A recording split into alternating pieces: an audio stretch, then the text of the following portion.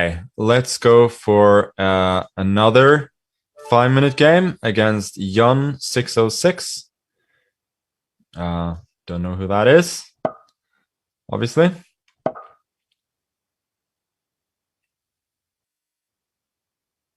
So we're gonna go e5, e4, e5, and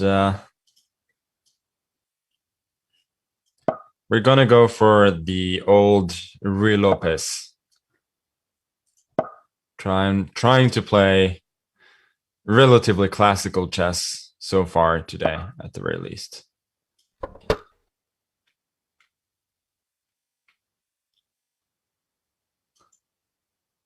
And obviously here there are a lot of options for black, ranging from more aggressive with b5 or bishop c5 or knight e4 to more solid as he plays with bishop e7. Rook e1, b5. Yeah, these lines have been discussed for over 100 years at the very least, at the highest level. Now again, number of options for black here. My favorite for many years was knight b8, and then knight bd7, the Breyer system. Also bishop b7 and then rook e8. The Zaitsev system is very popular, as well as knight to a5, the Chigorin system. They all have different advantages and drawbacks. Yeah, this one I'm not that sure about. With rook e8, there is a line where you go knight d7, but I think you usually wait for knight bd2, because here I get to develop the knight to c3, and I think that should be an advantage for me. Usually in the Ruy Lopez, you develop the knight to d2. But that is mostly because you're not allowed to put the knight on c3 in one go. g6 is very reasonable. Preparing a possible bishop f8 and bishop g7, rerouting that bishop, and also closing the diagonal of my bishop on c2. I think I may just take the chance, though, to go bishop h6 in one go.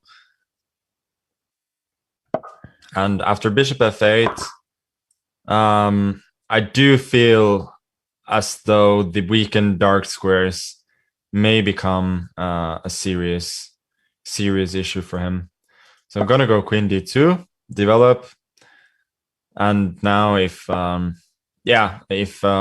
c4, there was queen h6. Also, I think after b4 there was knight d5, which should be favorable for me. Now I do have a bit of a decision to make, though. e5 is tempting because of the tactic d5, d5, bishop f3. I can take on f6 or queen d8 and then take on f6 with check, taking the bishop later on f3, winning a full piece. The question is, if he goes for something like knight h5, is that really favorable to me? I don't know, but it's kind of tempting, so we'll see. Probably d5 and then knight h5 is good, now that I think about it. Yeah, this was this was probably not quite correct.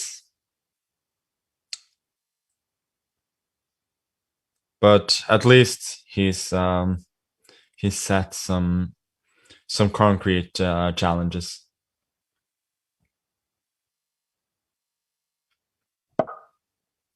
Wow, knight d5 is actually a very nice move. If, and this is a big if he sees the point.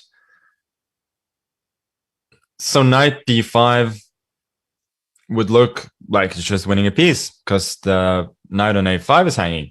But he has this very nice intermediate move knight c4, attacking my queen. After which he'll take back the knight later on, and additionally, he will get a very nice outpost for the bishop on d5, as well as improving the knight on a5, which was on the edge. So I'm not really sure if that is favorable for me at all. I do have other options like b3 maybe, restricting the knight on a5, or also bishop to e4. I think I'm gonna play b3 to probably keep as much tension as possible and try and induce a mistake here. For instance, now I think c5, which looks very logical, maybe a huge mistake because of knight e4. Then if d5, I think knight c5 is good, and if cd4, knight d6 is very good, and his position will probably collapse. So it turns out, since he did not respond to this threat, probably the move knight d5 on the last move was more lucky than good. Sorry to say. And now he will have bishop f3, somewhat ruining my king side, but it is nowhere near enough. And after knight e5, now I can meet queen g5 very comfortably with bishop e4, and there are just no chances for him. Bishop e6 is a decent move, but now bishop e4 is quite unpleasant. I'm going to win, I think, even more material, either one more pawn, as in this instance, with the c7 hanging, and now d4 is not hanging because of queen takes f7. Or there were also in other lines, the pawn on a6 was hanging, for instance, if he moves his rook. And now, again, I think we have the old mopping up job. Queen e7 looks decent. Now if rook e8, if he keeps chasing, I will go queen c5, offering a queen trade under, I think, quite favorable circumstances, as I would get a passed pawn. And after he moves his queen, I can just, queen d4 is probably even better. Knight c6 was also nice.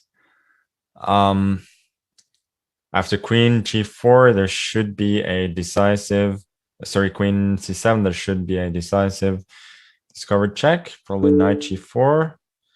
It's reasonable.